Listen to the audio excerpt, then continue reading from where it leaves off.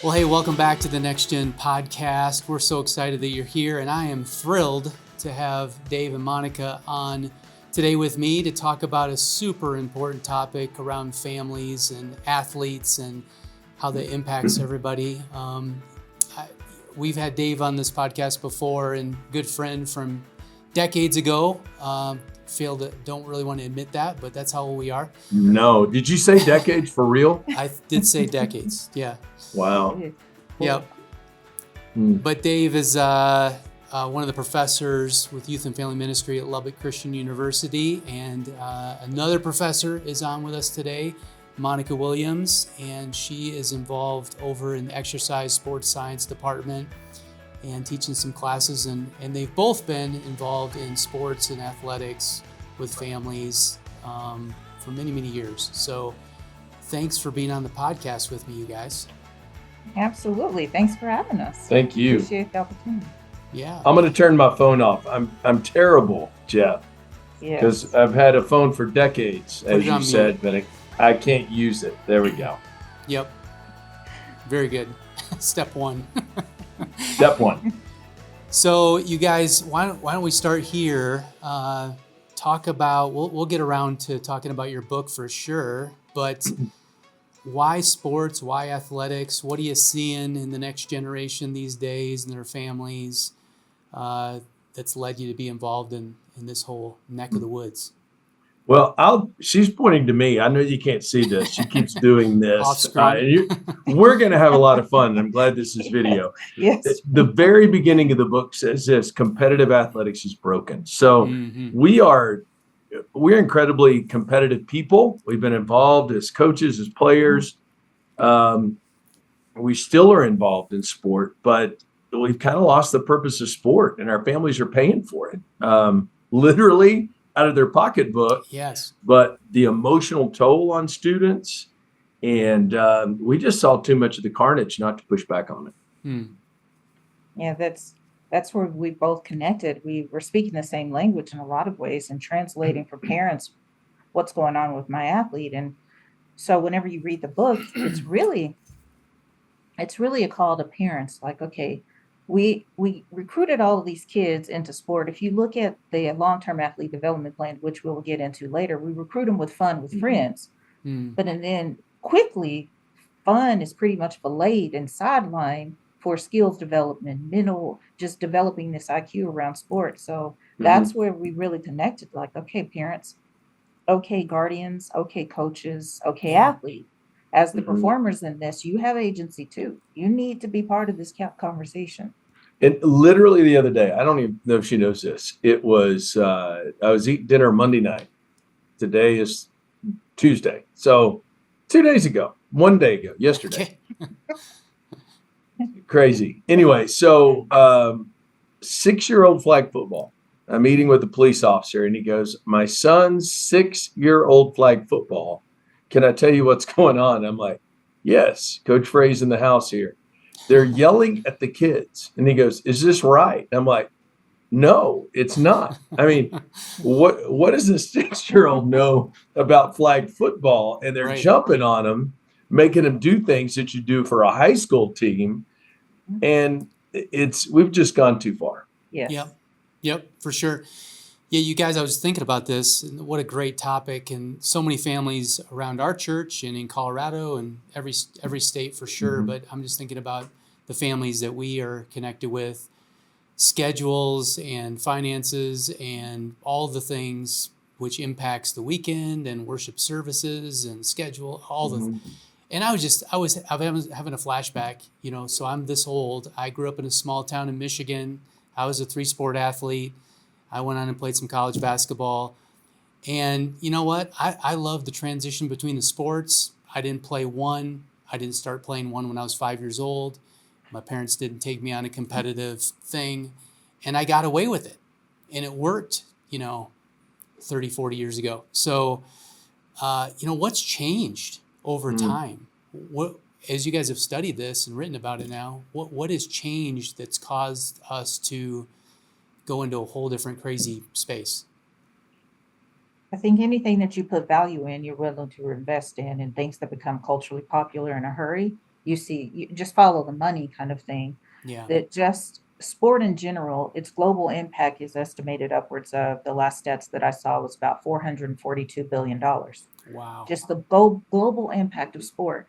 So when you have something that's culturally relevant and that popular and that many people get, I mean, just in some communities alone, your path to upward mobility is connected to sport, not Oh yeah. necessarily education.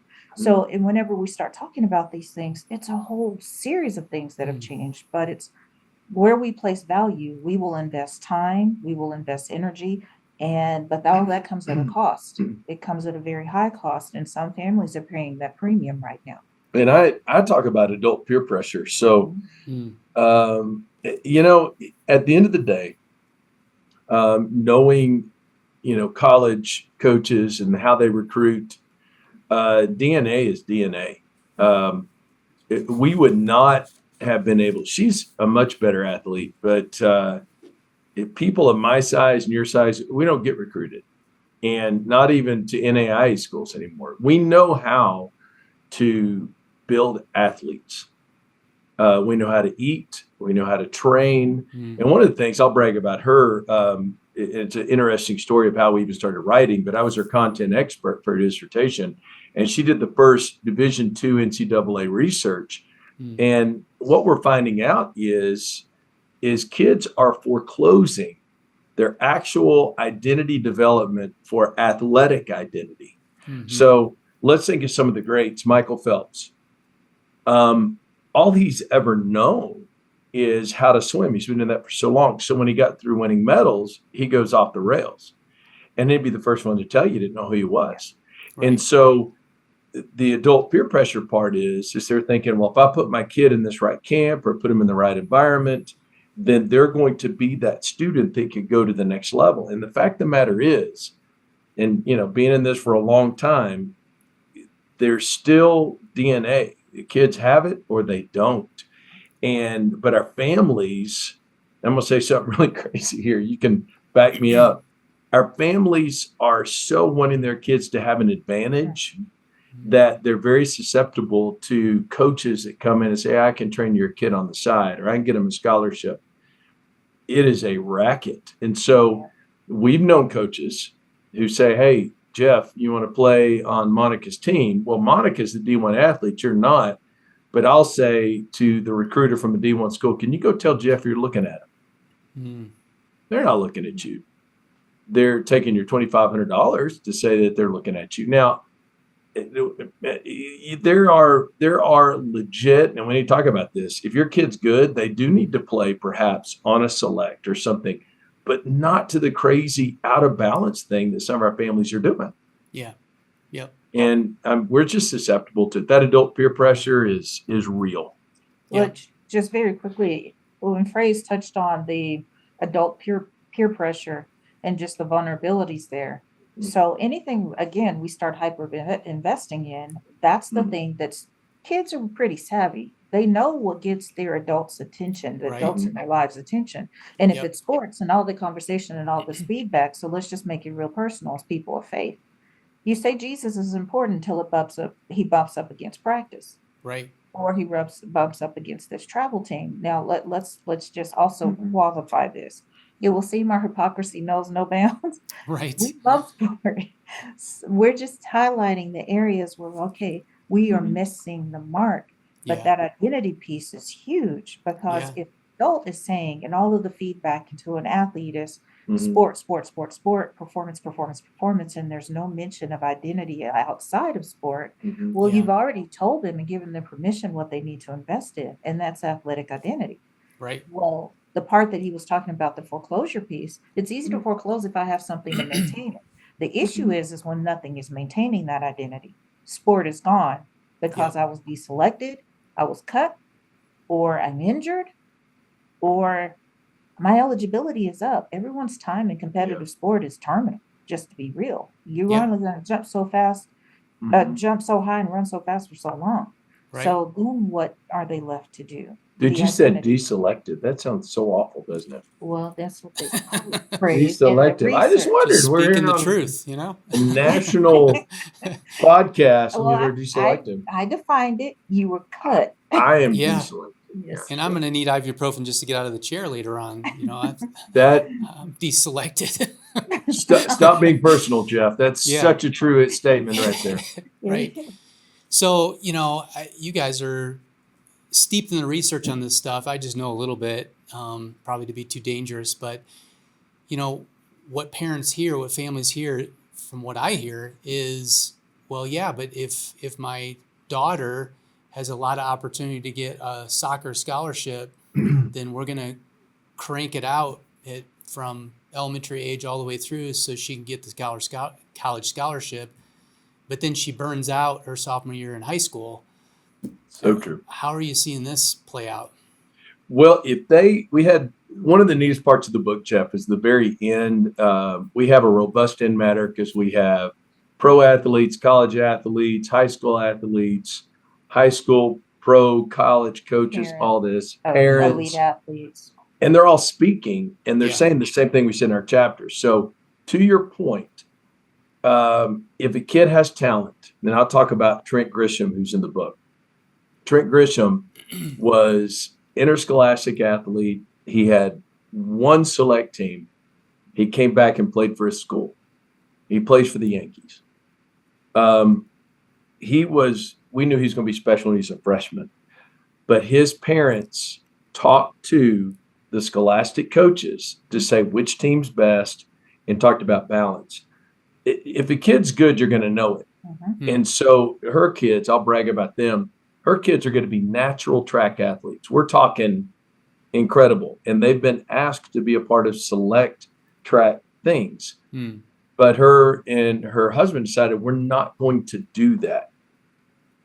Which it's like, well, why? Well, first of all, they know as professionals, they're going to get hurt or they're going to burn out. And you said sophomore year, we have so many kids, you know, they're going to know by their sophomore year whether they're not going to the X level or not.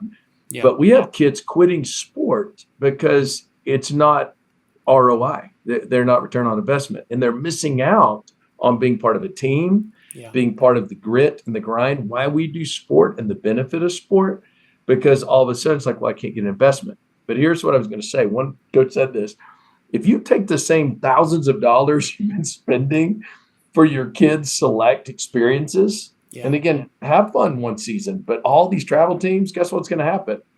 You can take that money, invest it, and pay for college. Right. Right. Or even two things can be true at the same time. Why not run them concurrently? So these are the conversations we have with kids. Yep. We look at them. We knew that they move differently, but that was never the emphasis in the house. Well, and more so for me, because I'm like, okay, one, I need you to love Jesus and I need you to be good in the classroom. The sports stuff is already showing to take care of itself. Yeah. But Soraya is very interested in the sciences and Asher is very interested in math and science, but they also like sports. So it's a balanced conversation. So we go back to the balance chapter. It's a balanced conversation. And then you fold in the identity chapter. I would rather they have their tentacles in all the things they could potentially be rather than deposit all. We wouldn't do that in investment. Right. Your investment portfolio, we would never say, put all your eggs in one basket. Right. But why would we do that with our most precious commodity in our children? Put Woo! all your eggs in one basket. Yeah, well So said. it doesn't make sense to me. Like you play fast and loose with your children, but in your identity development and sport, but you wouldn't in your financial side of the game, you wouldn't do that. Yeah. So how much She's a do you good guys? preacher too, Jeff. She's That's awesome. good. I like it. Preaching. So He good. hasn't gotten to the point, Jeff, where I wanted to put him in a holy chicken wing by this whole book, the deadline piece. He hasn't gotten to that. Oh yeah. Yeah, him. Yeah. That's a little different. It's not important to this conversation. Right. We can talk about that later. You got her done. You got her done. Thank you. It's Thank out you, the Jeff. door. Mhm. Yep. So, I mean, how much of this do you think is parents' identity wanting to live through their kids? Mhm. Some. Some of it is just fear in our culture. I think it's probably, it is. Not as much as we. Yeah, I think they're afraid that their kid won't have opportunity or their kid okay. won't be able to make it. There's a lot of fear in our culture, and there's a lot of fear in parenting. We have one of the chapters, Failure Matters. I love that one because one of the greatest gifts we can give our kids is allow them to fail. And they'll figure it out sooner or later. If their parents keep moving schools, if they keep moving teams, if they keep moving coaches, eventually there's a common element there. Your kid's no good and not at the next level. And that's just roughly said. One of the gifts that our head coaches give is between sophomore, junior year, they will meet with every student. And this is 268. It's Permian Friday Night Lights district, right? And they'll tell these people, this is where you are. You're a bubble player. So we don't know yet. You'll be on JV. We may move you up. Or they even tell seniors, we're going to carry you on the varsity, but you may not see any time on the field. And what a gift. And kids remain because they want to be part of the experience, and they are. But they're a practice team member. And the parents have bought into that, and they enjoy it. She's seen the program. I mean, there's no pushback or blocking because it's fair and it's open and everybody gets trained, everybody gets an opportunity. But at the end of the day, the best will play because it's 6A football in Texas. And they're going to be able to say, I was on that team with this kid who's playing in the pros. And they feel a sense of pride that they were part of something bigger than themselves. But it takes intentional character and culture development. And some teams don't have that. And it isn't just the lead in conversations either. Like some of the conversations that coaches are having, their athletes buy in, but sometimes they change the rules of engagement on them later. But it's the follow-up conversations as to why we've changed the rule of engagement, because, well, maybe we have seen this person who was a bubble player. Now they're moving into a slot. So when you thought you were playing, you aren't. So it's conversations that are having between coaches, their ongoing coach-player relationships. So which is some of that is addressed in the coaching matters, and some of that is addressed in matters with trust the process. So well, and I had one of our readers said, it's interesting because they're in swimming or golf. The book is still applicable, but even in individual sports, there can be a racket for somebody to say, hey, if you let me work with your kid X amount of times, I'll get your kid where they need to be. We go back over and over and over in the book, Jeff, that, if somebody's approached you and you believe that they can help your student, go to your interscholastic coach. They will know them or they won't. Because coaches talk. Organizations talk, and there are good and bad select and individual coaches. Sure. And your coach should be able to tell you, yeah, that's worth $1,000, $1,500, but let's see at the very end the product. And beyond coaches, I mean, we also include tools, almost scripted questions to ask. It's an interview process. How are you vetting these individuals who you're going to allow access to your student athlete? Vet them. Ask them questions if they're, especially if they're vying for your business, an opportunity to work with your student athlete. Right. Ask them questions. Ask them very pointed questions, and then go a step further and ask them to produce evidence. I mean, in research, there are two concepts that you hear over and over again: reliability and validity. So they should be able to produce along those lines too. Right. That's great. That's good. So spiritually speaking, our audience mainly is probably Christians, parents, coaches, administration, church staff. How do we come alongside the next generation who are athletes and help their identity be in Jesus and not be in that sport? What are some practical tips? I'm sure you address this in the book. You probably give some wisdom, since it's practical wisdom along the way. But what are some tips and tactics that we can do to come alongside to help them not be so connected to their sport? I'm going to start with something that I know we've said before, you and I, that we have never been teenagers in this climate.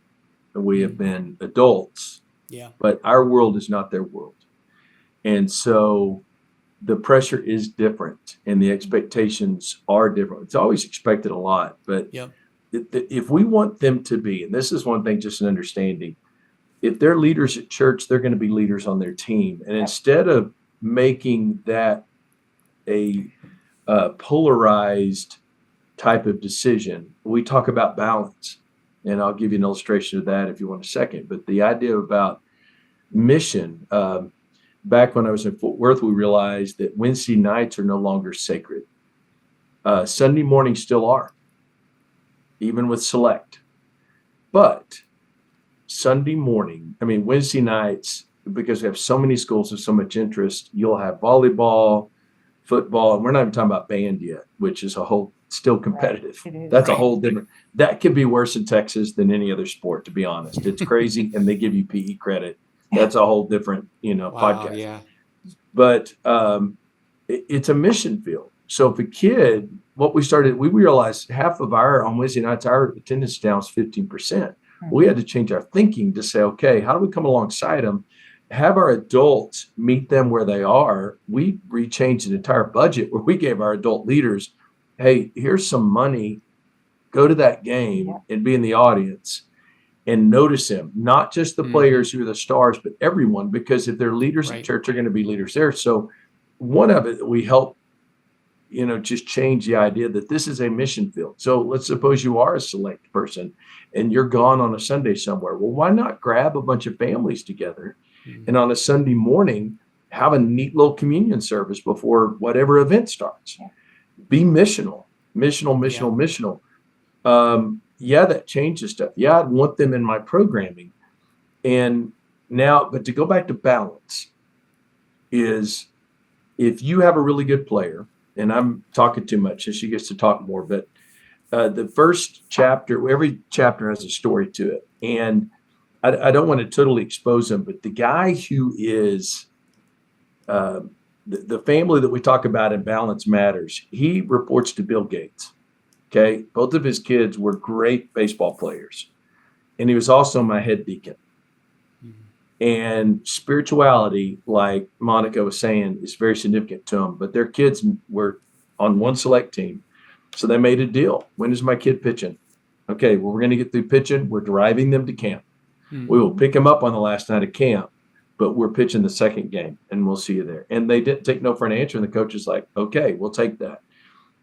Advocate for your kids so they'll be in balance, and everything will work out. But our parents do not need to listen to this one expert. If you're part of a team that says if you don't play every game or go to every practice, you won't play, find another select team, find another coach. I'm telling you, the highest levels of coaches we know don't put those kind of expectations on the kids. We're not talking pro football. Am I making this up? They don't do it. Right. They expect them to go to a church event. They expect them to go on a family vacation. The warden, we call him, who's in Mike Leach's book, Aaron Uzel, I'll mention his name, incredible strength and conditioning coach, has trained Cliff Kingsbury, Patrick Mahomes. This is him. Even in our summer program, everybody knows that you will take a week for a family vacation, 1 week for a church camp or mission trip. And you get 100% attendance. Yep. And That's awesome. so Yep. it's great. Yeah. That's a lot. What would you add to that? The presence thing, because so many times in sports you see very hands-on parenting, them doing it the right way, but when it comes to sports there's a pullback, and they just shift responsibility, almost like they're outsourcing some critical part of this student athlete's life to some other adult, when instead it should be a partnership. Just last week I met a sweet lady, and she was just talking about just being a carpool, almost like an Uber, in the lives of her children. And I thought, beautiful spirit, very hands-on, very involved, loved children, her children with everything in her. But when it came to sport, was reading on the fringe to get information, gain insight, pull back. So I would say be present, stay present. I mean, one of the first introductions we have of God is he's walking with Adam in the cool of the day relationship. keep walking with your kid. Did he still have to cultivate and do all of the things? Yes. But he walked with them. Right. So I think that's a very important aspect that parents have to realize. Mhm.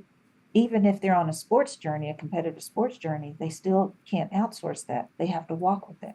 Oh, through it. and she did such a good job in her chapter talking about don't talk to your kids about sports, because a lot of parents who hear this will say, that's right. That's why I go and talk to my coach about my kids playing time. We are not talking about that. Yeah. It's like 3 questions I asked. That's it. Yeah, conflict, all that. I mean, we got a whole bunch of practicals for you, Yeah. but Great. when we talk about walking with a kid, hey, did you have fun? How are you doing? Are you doing well? You can't, you're not being their coach. You're No. being their parent and fan. And if you're an idiot in the stands, by the way, Right. first of all, Cut that out. the coaches don't hear Yeah. you anyway. No. Yeah. Trust me. Okay. We're Yeah. like going, who is that? Let's turn back around. Right. They don't listen, but your job is with your kid. Yeah. That's That's hard. good. That's so good. Yeah. That's so The good. 3 questions are a lot of fun too, especially so we have a 10-year-old and a 12-year-old, and our daughter is very like in tune. Well, I did have fun. I need to work. I did well in this area. I need to work on this. Now our 10-year-old Asher is like, I don't need to work on anything. Yeah. I'm awesome. I'm ready for the Olympic trials kind of thing. Yeah. But it's fun because you see that whole agency, and then they begin to see their own investment in what they're doing. And I think that's very much a biblical concept Yeah. of they learn how to evaluate, they learn how to count the cost, they learn how to self-regulate, they learn what is it that I'm thinking and how am I responding to these things. And Yeah. I believe that honors God in the most beautiful ways with the gifts he's given them. How am I stewarding this gift? And it teaches them grit. Right. My daughter, who was in competitive theater, was really big at friendship. It's weird in the middle of West Texas. She didn't graduate with her peers because she was part of seven programs in the state of Texas that performed in Dallas on the night of graduation. It was incredible. Oh, wow. But she's an ensemble. She's not a soloist. And her director said, Shelby, I love you. You're awesome. You're a great ensemble. I don't see you as a lead. And she came home just tired, just crying. Well, I said, Shelby, you received a gift. First of all, you're part of one of the best ensembles in the state of Texas. Mm. 2, he gave you a gift to let you know this is your role. That's not your role. Mm. I didn't get mad. I was hurt for her heart, but I didn't get mad and jump on the director. Right. Because that's his theater. Yep. So good. Well, as you think about, parents and encouragement or even challenge that you might lean in for a second with parents that might be listening in, what encouragement would you give? Maybe what challenge would you give, or even a bit of correction if that's appropriate? Would you tell a parent of a student athlete about what they ought to be doing or what they maybe ought to stop doing? That's not helpful at all. Timing is everything in conversation. And there's some beautiful bodies of research out there. And one of them, and we know this intuitively, but we don't necessarily do it, is when are you talking to your student athlete? Is it immediately after a game? Is it all the time? Is that the whole conversation? And one of the articles is actually called the car ride home. So they surveyed all of these youth athletes, and they said, what is the thing that you dislike most about sports? Unanimously, they said the car ride home. Yeah. So he just named the article the car ride home because parents are either criticizing or really critical about the game. Right. You should have done this. Or talking badly about their teammates who they may be friends with. Yep. Or talking about other parents, or talking about the coach. So you've just undermined multiple levels of what it takes to have high performing teams and one car ride home. So that one is the one that keeps rolling around in my head. Timing is everything. We even have a 24-hour rule in some cases in terms of when am I going to send this spicy email? Or when am I going to have this conversation with someone? Well, it's the same thing with our children, probably more so. Yep. because they are really Yeah. vulnerable and really susceptible. Even the areas of with, again, I'll use Asher for an example as an example. Asher is highly competitive, but even getting him to stop and see, so how did your teammate contribute to build value around Right. they're contributing Mhm. too? What did you see them do? Or, hey, you did this really well. You said maybe we need to work on this, but we're building margin. So they start talking about it, but it's like a guided tour through this process that we want them to grow up and be responsible adults. Because how they do the game, if they can learn how to play sports well, we say this all the time, Mhm. they'll learn how to do life well. Yeah. Right. Yep. So You can't borrow my quote. I did So too. good. Man. We say it. So I'm having a little post-traumatic stress disorder. I've heard some of the weirdest things, especially during COVID. It was funny because people were so spread out and you could hear what they said. And it was so disturbing. You're talking about somebody's life. If you look at coaches, especially, I don't care if it's private or public school, and you break down the dollar amount for the hours they spend, they're all living in cardboard boxes, Jeff. I mean, it's like under $1 an hour. They don't get into it because of they don't get into it because they want to make money. So I would say, first of all, if somebody tells you your kid's special, you'll know.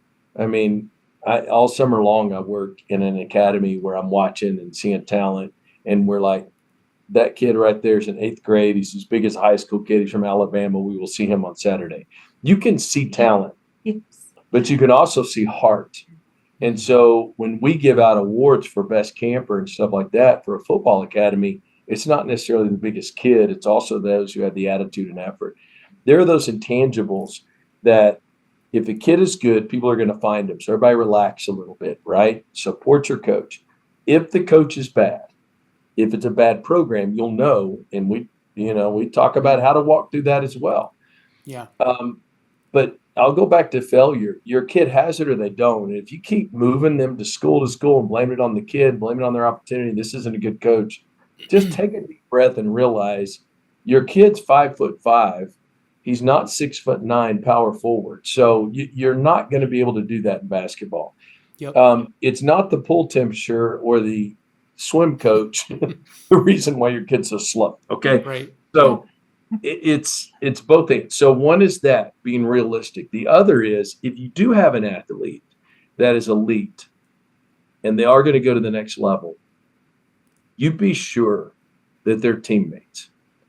Be sure that they have those non-tangibles, because I'll tell you, we talk to coaches a lot. If you're a coach killer parent, they won't pick your kid up. Mm-hmm. And I know, let's go D1, if it's NIL and all this kind of stuff, and you're like, well, I want this much money. There's always somebody better than your kid. And so be sure that they're a great human being, and you may get an opportunity to work up through the system if they're legit. Yep. Because that still matters to people and to coaches. They don't want you to be a problem parent. So, but in the end of all that, I think you hear both of us say, Jesus Christ is Lord and should be Lord over everything. Right. Academics, looks, cheerleading, athletics, it doesn't matter. So if that is the value in your home, that will trickle down. Sure. And you will glorify God through athletics. And I'm not saying put Jesus fish all over you, stuff like that. That's fine. Right. But you run across an authentic Christian athlete or those who are posers. You see that all the time. Yeah, just be authentic. Be who you are. That's good. Yeah. I would just add, and Dave, you and I have talked about this, part of our training with Dr. Chop Clark is, for parents to love your kid for who they are, not based on what their performance is. It's not goals and grades, as we have said. It's, do you love them just for who they are, despite what happened on the athletic field or the court or the swimming pool or whatever it is? Because at the end of the day, and I think more and more about this because of my age, probably in the age of my kids, is I want a long-term relationship with my kids, not a short-term one. And I think you can set yourself up as a parent to kind of cut it short pretty fast if you are evaluating them and loving them, their perception's reality, right? Based on what they think about, that car ride home from the athletic event, is Mm. how they interpret love, which can get really dicey and dangerous really fast if we're not Mhm. careful as parents. Well, you guys, as we start to wrap this up, I'm in church world most of the time. What advice would you have for the church, for Mhm. whether that's pastors, staff members, youth pastors, Mhm. kids directors? What advice would you have for the church in this whole area of student athletes and them balancing schedules, or how it intersects with programming at church, or what they should be involved in or not involved? All of that. I'll leave it wide open for the two of you, but kind of parting words to the church on what we could do to help come alongside and help. Mhm. Well, I'm going to jump in because it's what you just said, and I'll say we practice this in our context of university ministry and in our churches. Yeah. We have to be rule breakers. In other words, adults have this tendency to say, well, Jeff's a all-state athlete, so let's have him on stage all the time, and all the kids are going to love it. And no, every kid Yep. should receive the same treatment, have their name called. If you have a board of saying, here's the state champions, take it down. If you're part of a Christian school saying, these are our great kids that just won state, no one cares. And that should not be a focus in your church. That's To good. do this on the back and say, man, I saw you did great. But we have a tendency to highlight kids that, that meet adult expectations and Yeah. these are the good kids. Well, what about most of us that are on the bell curve? The kid who Yep. does nothing, they should receive the same treatment as the starting lineman or starting quarterback or Olympic swimmer. Yeah, That's a great. big deal. So churches, you got to be rule breakers. Love everyone. Yeah, because the minute we start putting emphasis on one category versus another category, then we already create a division. And it's tough for the Spirit of the Lord to rest where there's not unity. Yeah. So if we're going to just create division, then that's what he's really outlining. Because if I'm Yeah. sitting up there and it's the same kids, the same pedigree or same profile being Yep. highlighted week after week after week Mhm. after week, well, that already sets up some tension there, creates tension where there should be harmony. Because if we really break it down and distill it, developmentally, they're probably all right here anyway, if they're in Right. the same youth group and the same program. Now, Monica So, was up here. so Yeah. Right. yeah, Yeah. but they're all probably struggling with some of the same things. And then we add this, and we're not even talking about the people that you keep putting on stage. Now Right. they feel like you have already put them in a box. And I better just keep doing this thing over and over and over again. And heaven Yeah. forbid I lapse or I'm not good or I burn out. Mm. Then what happens? Yeah. Then what do I do with that? Right. What's my recourse? Yeah, that's so good. That's so good. Well, you guys, the book Practical Wisdom for Families with Athletes. Thank you so much for coming on the podcast with me. Is there anything else you'd like to say about the book? Everyone should run out and grab a copy, especially if you have an athlete in your home because I have perused it, and just great practical tips and good questions, as you mentioned, along the way to come alongside. And I think church world would really benefit from this as well as athletes and coaches. And We love the message and the endorsements of the message. Those people people have looked at it and said, okay, this is needed. We just need that message to get out. I am a horrible promoter, yeah. and I don't do that. But it would be great and helpful if you read it and you like it. Put something on Amazon, hand it to a coach, hand it to an athletic director. Because there's people who've been involved in sport much longer than us. They're like, okay, this scratches an itch. Well, Yep. if I'm the devil, I don't want that to come out. So we think it's a timely book and very helpful. Awesome. It is helpful. And to the point, my mom has probably sold more books than us. She's not joking. We Right. just signed a case. We gave her a case this weekend, right? Yeah, she's So all over that. Mom, That's Mimi, awesome. Miss Mimi is all over it. But Mhm. I've seen parents approach and adults approach sports so well with some students. And then we've seen, and for me, writing this book really is like you get tired of running postmortem on athletes who came in to have fun. Mm. They were just a bunch of kids who wanted to have fun. Yeah, And right. now we're sitting across from them and like trying Right. to teach them how to put pieces back together Yeah. and develop a Yeah. new relationship with their sport. Mhm. And that's what we do not want to happen because Right. we love sport. Oh, we love Yeah. it. We do. We enjoy it. I'm a little Yeah. competitive. I do got to ask you something totally random. So as we've been talking, Jeff, it's Yeah. getting darker in your office. Yes. Is it It raining? is. No, the lighting is not great. And Or is it a solar eclipse we weren't aware of? it Is is, it like, it's keep gotten wanting to tell dark you, just out and wait. the light is coming from You my have to- window Okay. and not my office lights. So I've noticed the same thing. Mhm. So, a freak apo- thunderstorm? apocalypse, something is going Yeah. on. Yeah. Yeah. Yeah, for sure. Yeah, you guys are absolutely right. I mean, I remember the good old days of collecting a group of people in the neighborhood to go play baseball, soccer, football, whatever. Mhm. And we were just having a blast together of all ages. Mm-hmm. And we went home when it got dark, speaking of being dark. And, it was fun. And there wasn't the intensity from everybody else surrounding sports. So Yeah. hopefully this book will bring a little bit of that back and change the culture a bit. Well, and just because it's so fresh, we don't want to do mortems, but there's some kids that I'm having a Bible study with through YouVersion. Yeah. So the Live Church still, which is kind of interesting. I don't know if that's could become a sponsor of yours now. So they felt like their spiritual life was getting kind of dulled, and they both are part of D2, another one's a D1 athlete, and they just reclaimed things. They came back to their high school coach. I'm like, well, hey, let's talk. Let's do this. Yeah. And you ask pro players, they get paid to play, and college is basically that way. You ask them, it's your question right there. When did you really enjoy sport? Mm. They will talk about high school because they're playing for their school, the bus rides, the bands, excitement, Yep. and not that all that other Yep. stuff. I mean, you have to, again, not to enjoy the pros, that's fine. But you ask most of them, I don't think I've ever ran across one that didn't say that was probably their favorite, purest time to play sport. Yeah. Mine was my clients that my practice, they're younger.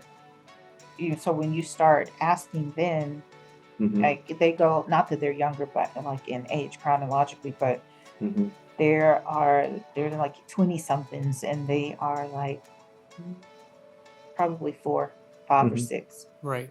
Yep. And if you think about it, if they're playing, if these individuals, not saying client base and now just talking general, if you think about it, if you look out kids little league, some of them may have their glove on their head. They're just out there. They're blowing Right. like Exactly. kicking dust and throwing dirt clods, Right. Yep. kicking grass, and they're Mhm. having a ball. Yeah. Totally. It's when the rules come in and all the adult pressure and Yeah. comparing you and all that's when they start going, this Yeah. doesn't feel right, but I'm good at it, so I guess I'll go with it. Mhm. Yep. Yep. That is a great place to end this whole conversation. Thanks so much for writing the book, you guys. Go out and get a copy of Practical Wisdom, for parents with athletes. Thanks, Monica. Thanks, Dave, for jumping on the podcast. Appreciate your time. Thank you. Thank you you. for having us. Absolutely. This podcast is hosted by me, Jeff Baxter, along with special guests who are experts in the industry. We're mixed and edited by Leopard Productions. Our senior producer is Colin McFarland. Our video director is Zach Anderson, and our digital and SEO specialist is Maddie Brower. The Next Gen Podcast is part of a Mission Hills podcast network here at Littleton, Colorado. Thanks for listening.